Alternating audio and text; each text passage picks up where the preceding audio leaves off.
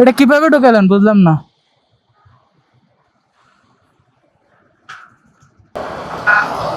আপনি তো মানুষ অ্যাক্সিডেন্ট করে দিতেন।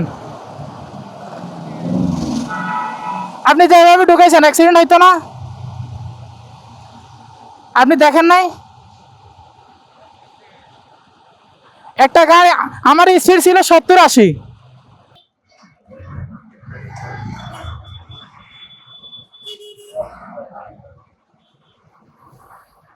দুই বাসের চিপে আটকে গেছে, এতক্ষণ দাঁড়ায় দাঁড়ায় যাত্রী তুলছে, লাগা দিয়েছিল তলফে লাগা। বুঝলাম না এই বাসগুলো এরকম করতেছে কেন।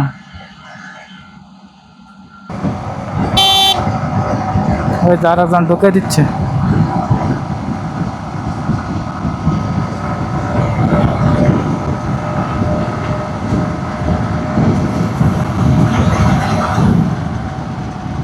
Welcome to my YouTube channel.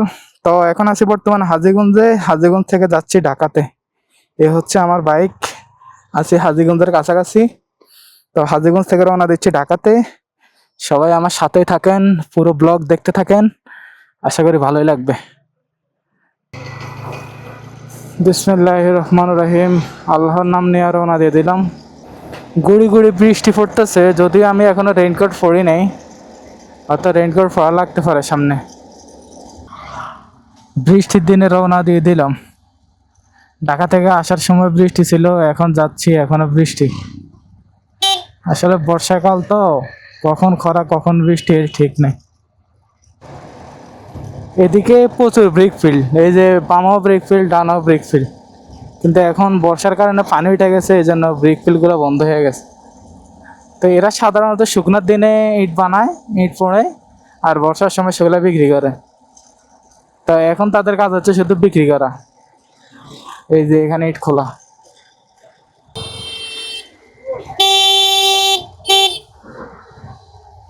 এখন আছি হাজীগঞ্জ বাজারে। তো হাজীগঞ্জ বাজার থেকে ঢুকে গেলাম গরিপুরের রাস্তায়। এখান থেকে দেখাচ্ছে গরিপুর হচ্ছে 42 কিলোমিটার, আর কচুয়া হচ্ছে এখান থেকে 13 কিলোমিটার। তো ঢাকা চট্টগ্রাম হাইওয়েতে উঠতে হলে আমাদের এখান থেকে যেতে হবে আরো 42 কিলোমিটার। এটা হচ্ছে হাজীগঞ্জ রেলওয়ে। তো এখান দিয়ে রেল লাইন চলে গেছে। হাজীগঞ্জ থেকে এই রাস্তাটা ওয়ান ওয়ে, মানে এদিক দিয়ে দুই পাশের গাড়ি চলে। এমনিতে রাস্তা মোটামুটি ভালোই, আর এদিক দিয়ে ঢাকা গেলে অনেক কম পড়ে রাস্তা। আর ওদিক দিয়ে যদি কুমিল্লা ঘুরে যায় তাহলে ওদিক দিয়ে লং হয়ে যায়। তো এই জন্য এদিক দিয়ে যাতায়াত করে যখনই বাইক নিয়ে আসি।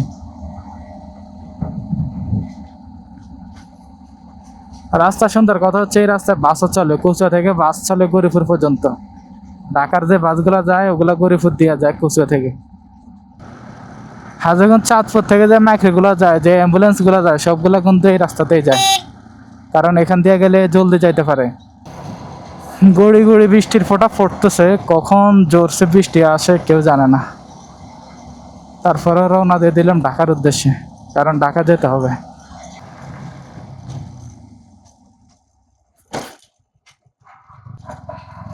শালারা এমন ব্রেকার দিয়ে রাখে যে চোখে দেখা যায় না, একটু রং টং করে দিবে না। সুরমা সুপার বাস, বাসগুলো সিরিয়ালে দাঁড়ায় আছে, এগুলো মূলত কচুয়া থেকে ঢাকার উদ্দেশ্যে যায় গৌরীপুর হইয়া। তো এখান থেকে এই বাসগুলো দেখা যাবে এই রাস্তায়। ওই যে আরো জন এদিক দিয়ে ঢুকে দিছে। একটু আগে দেখলাম বৃষ্টি হচ্ছে গুড়ি গুড়ি, মেঘে অন্ধকার হয়ে গেছে, এখন আবার একটু রোদ উঠছে। এখন এই রোদ কতক্ষণ থাকে সেটাই দেখার বিষয়। এদিকে মাইক্রোগুলো যে যেভাবে পারে সে সেভাবে ওভারটেক করতেছে। তো কচু উপজেলার ভিতরে আমরা এই মাত্র ঢুকলাম। ওই যে দেখো না কিভাবে যাইতেছে।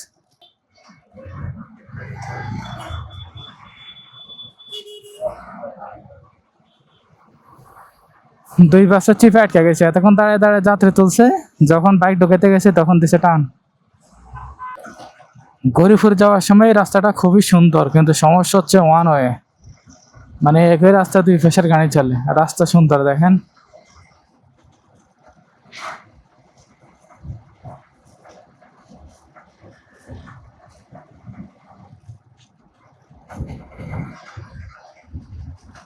বাস মাইক্রো অটো সব একসাথে ঢুকছে। চাচা, একদিকে শুধু দেখলে হবে? দুই পাশেই সবুজ ধান ক্ষেত, বিস্তীর্ণ ধান ক্ষেত। এটা সাধারণত এদিকে শুকনোর দিনে ওনারা ভুট্টা সহ আলু, গম, বিভিন্ন ধরনের ফসলাদি খেতি করা থাকে। কিন্তু যখন বর্ষা চলে আসে তখন ওনারা ধান খেতি করে। এই যে দুই পাশেই বিস্তীর্ণ ধান ক্ষেত,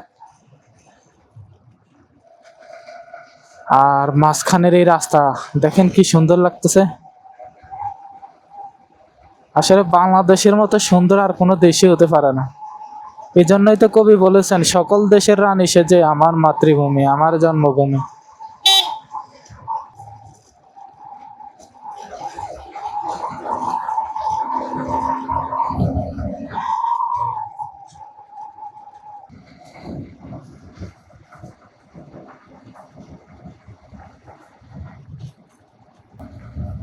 বৃষ্টি আসবে মনে হয়। সকালবেলা যখন রওনা দিলাম তখন ছিল গুড়ি গুড়ি বৃষ্টি, এর মধ্যে আবার বৃষ্টি বন্ধ হয়ে গেছে। কিছুক্ষণ দেখলাম যে রোদ, এখন রোদ চলে গেছে, এখন আবার আকাশ অন্ধকার হয়ে গেছে।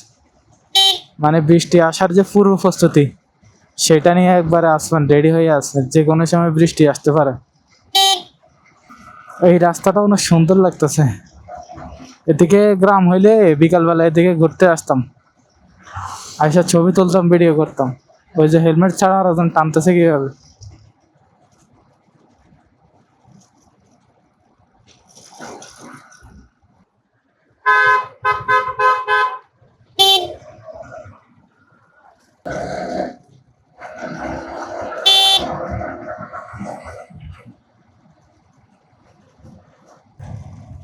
তো চলে আসলাম গৌরীপুর। তো এখানে একটা ব্রেক দিব, এখানে একটা চায়ের ব্রেক, পাশাপাশি আমার ইঞ্জিন ব্রেকও দরকার, ইঞ্জিনের একটু রেস্ট দরকার। এখানে কিছুক্ষণ ব্রেক দিয়া তারপরে রওনা দিবে ইনশাল্লাহ ঢাকার উদ্দেশ্যে।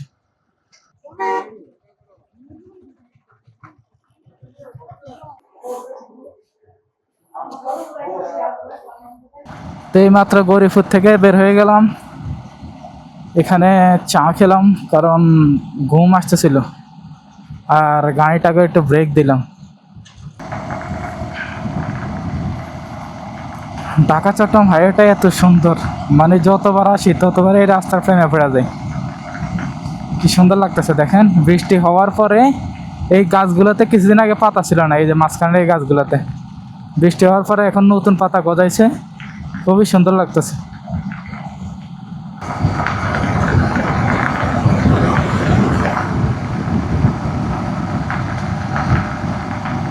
আসলে আমাদের বাংলাদেশ অনেক সুন্দর, আমরা বাংলাদেশ ঘুরে দেখি না, আমরা চলে যাই ইন্ডিয়াতে।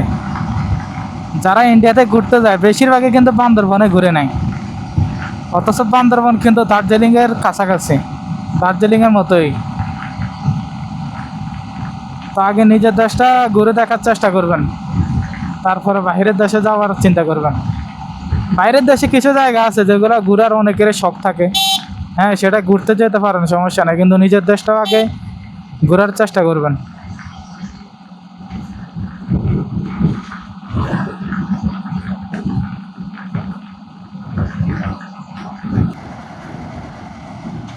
লাগা দিয়েছিল তো অল্প লাগা, বুঝলাম না এই বাসগুলো এরকম করতেছে কেন।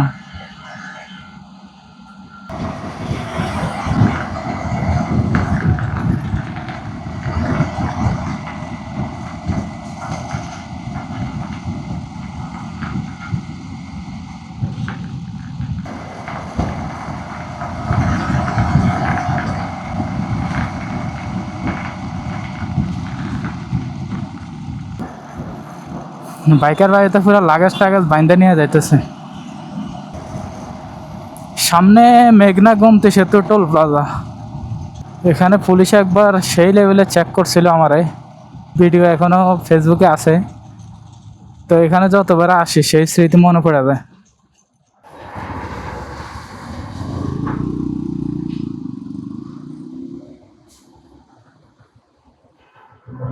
পুলিশ মামা দাঁড়ায় আছে পাশেই, কিন্তু চেকটা করে নাই, কিছু বলে নাই। তো এখন উঠে যাচ্ছি মেঘনা গোমতী সেতুতে, মেঘনা সেতু বলে আর কি এটারে।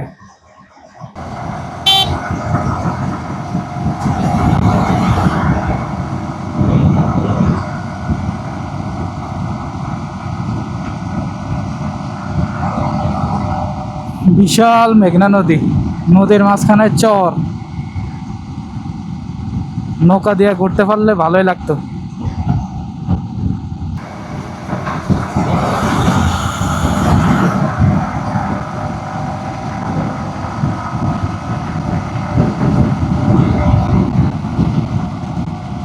প্রচুর বাতাস মারতেছে।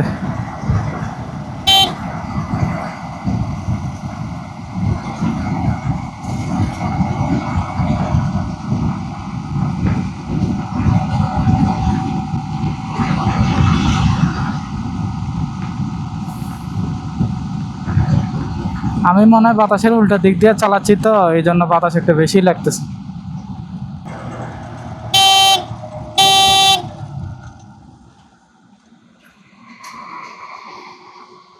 এটা কিভাবে ঢুকালেন বুঝলাম না।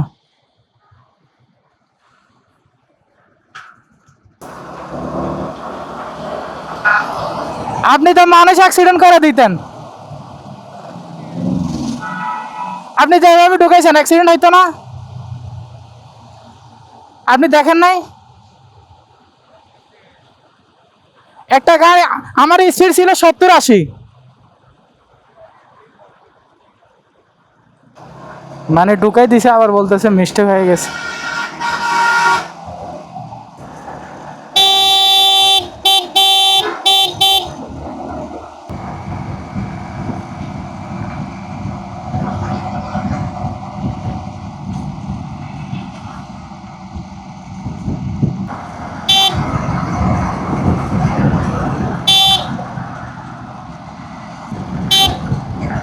এখানে আবার এই যে রাস্তার মাঝখানে বিশাল বিশাল গর্ত,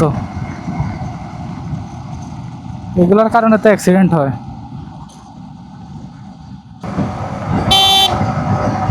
ওই যারা যান ঢুকে দিচ্ছে।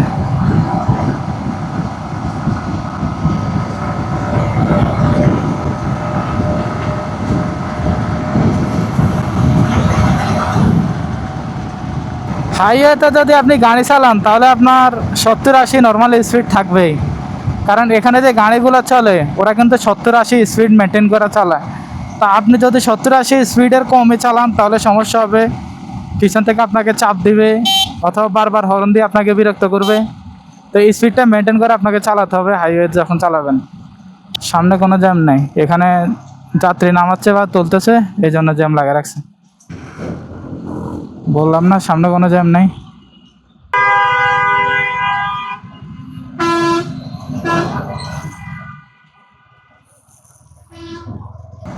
উফ কি জোস লাগতেছে রাস্তাটা, দেখেই মনটা জুড়িয়ে গেল। এমন রাস্তা দিয়ে তো সারাদিন বাইক চালালেও মন ভরবে না।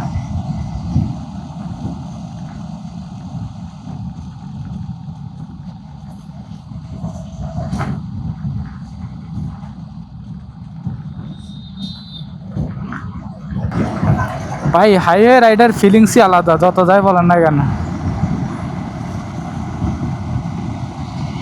মানে হাইওয়েতে উঠলেই মনে যেন মোড সব চেঞ্জ হয়ে যায়।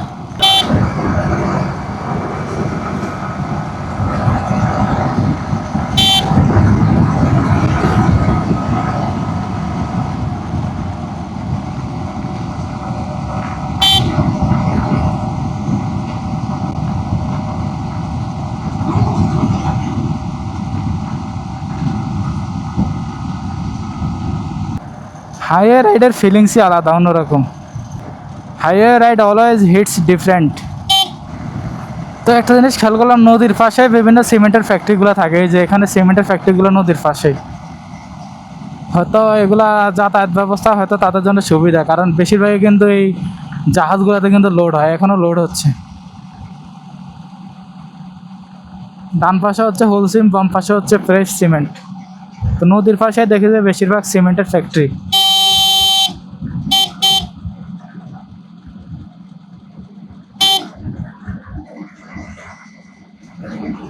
মোটামুটি ভালোই গ্যাদারিং দেখা যাইতেছিল গানের। জানি না ঢাকার ভেতর জ্যাম পড়বে কিনা। তো আমি যখন রওনা দিয়েছি তখন বৃষ্টি ছিল, কিন্তু রেইনকোট পরিনি, রেইনকোটও ছিল আমার গাড়ির সাথে। পরবর্তীতে দেখলাম যে বৃষ্টি কমে গেছে, রোদ উঠছে। এরপরে আকাশ কালো হয়ে আছে, আর বৃষ্টি আসে নাই। এখনো আসমান অন্ধকার হয়ে আছে, কালো হয়ে আছে, কিন্তু বৃষ্টি আর আসে নাই। হয়তো যে কোনো সময় নামতে পারে। বুঝলাম না, ঢাকায় ঢোকার আগে কি জ্যামে পড়লাম নাকি? রাস্তায় তো ভালোই গাড়ি দেখা যাচ্ছে। এখানে ফ্যাক্টরির কালো ধোঁয়ায় পুরা এলাকা অন্ধকার করে ফেলছে। চিন্তা করেন অবস্থা। চলে আসলাম কাঁচপুর, উঠে যাচ্ছে কাঁচপুর সেতুতে।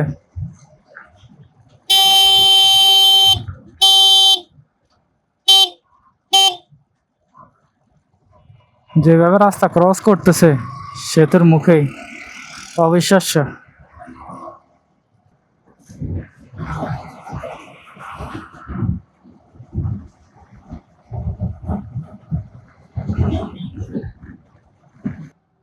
নারায়ণগঞ্জ ঢোকার পরে পেয়ে গেলাম মোটামুটি ছোটখাটো একটা জ্যাম। সামনের দিকে কি অবস্থা জানি না। যাই হোক, অবশেষে মানুষ ফ্লাইওভার দিয়ে পার হচ্ছে। আগে দেখতাম যে নিচে মানুষ দাঁড়ায় থাকতো, এখন মানুষ ফ্লাইওভারে পার হচ্ছে। পুলিশ এখানে দাঁড়ায় দাঁড়ায় মানে গাড়ি আটকাচ্ছে। তো সামনে যাত্রাবাড়ি ফ্লাইওভারের টোল প্লাজা। আগে টোল প্লাজা ছিল সামনে, এখন বসেছে রাস্তার পাশে। এই কারণে অনেক সমস্যা হয়, তো এখানে টোল দিতে হবে। এই যে দেখেন গাড়ি ঢুকে যাচ্ছে।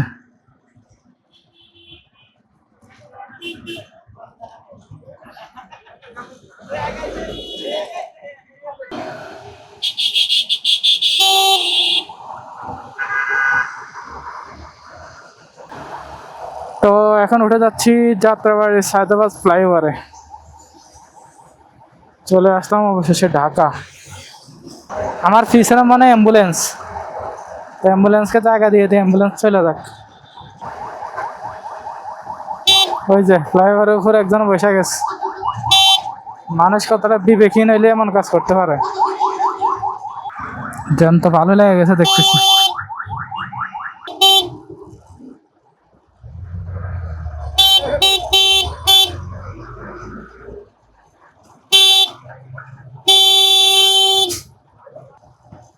ফ্লাইওভার উপরেই বিশাল জ্যাম লেগে গেছে। ঢাকাতে ঢোকার সময় না প্রচুর জ্যাম। ঢাকা থেকে গাড়িগুলো বেরিয়ে যাচ্ছে, ওখানেও তো জ্যাম নেই। বাইক হওয়াতে একটা সুবিধা যে মাঝখান দিয়ে চলে যেতে পারতেছি, আর নাহলে রাস্তার যে অবস্থা। তো এখানে রাস্তা দুইটা, বামে যদি যাই তাহলে গুলিস্তানে নামে যেতে হবে, মানে গুলিস্তান দিয়ে নামবো আর কি ফ্লাইওভার থেকে। আর ডানের রাস্তা দিয়ে গেলে ঢাকা মেডিকেলের রাস্তা দিয়ে নামতে হবে। তো আমি ডানের রাস্তা দিয়ে যাবো, আমি ঢাকা মেডিকেলের সামনে দিয়ে নামবো।